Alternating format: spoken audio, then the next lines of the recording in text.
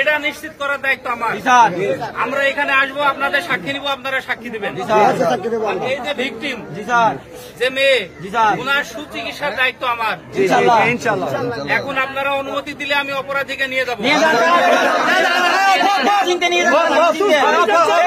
অপরাধী দুজন, শাস্তি দুজনের হবে। এরা দুজনে অপরাধী, দুজন।